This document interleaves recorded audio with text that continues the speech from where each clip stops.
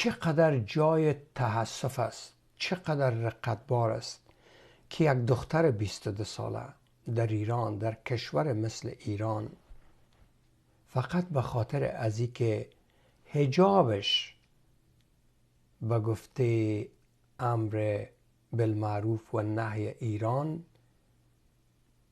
به او رقم نبوده که اونا فکر میکنن، unproper بوده، مناسب نبوده، به او خاطر جان خود از دست میده.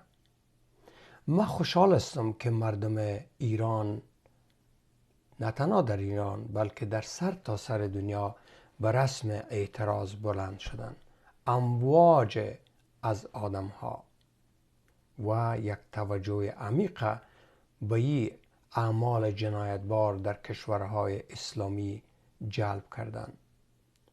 اما یک دو سه نقطه است که ما میخواهیم بگویم. یکی که دیدم خانم‌ها به رسم احتجاج حجاب‌های خود کشیدن و دور انداختن.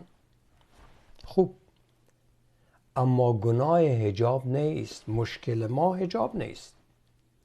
یک تعداد را دیدم که بر علیه رژیم ایران صدا میکردن که ما رژیم اسلامی نمیخواهیم.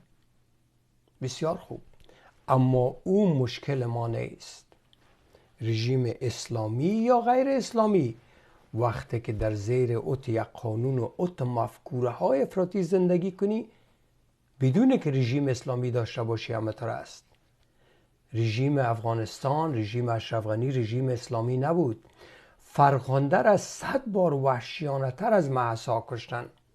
زیر لغت و مشت سنگ زدنش، سنگ بارانش کردن، سنگسار کردن، در سر بام انداختنش، پس پایین انداختنش، در زیر موتر کردنش.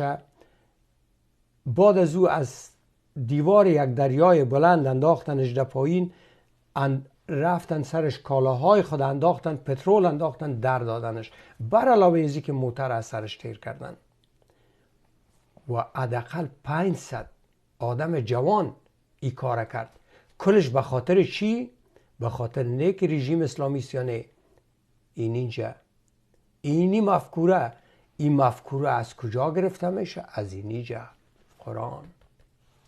حالا ما منظورم نیست که واسه که حجاب‌هایتان دور انداختنی، کتاب دور پرتین، نه، هرگز کار نکنین. با او هیچ مشکل حل نمیشه. ایره بخوانین، ایره بخوانین 1 بار، 2 بار، 10 بار، 100 بار، که بفهمین که این قتل و کشتار و وحشت از کجا آمده. و لطفا نگوین که عربا مردم بعد از وحشیستن. عربای پیش از اسلام 4 ماه حرام داشتن که حتی یک نفر حق دشنام نداشت. اما برین محمد ببینین که چی کرد. اون نمو قریشه که فامیلش بود تکه تکه کرد. کاکای خود ابو لهب، بچه کاکای خود ابو جهل، نام ها ماند، آیت ها از بالا آورد، مالایشان چور انداخت، در دادشانه.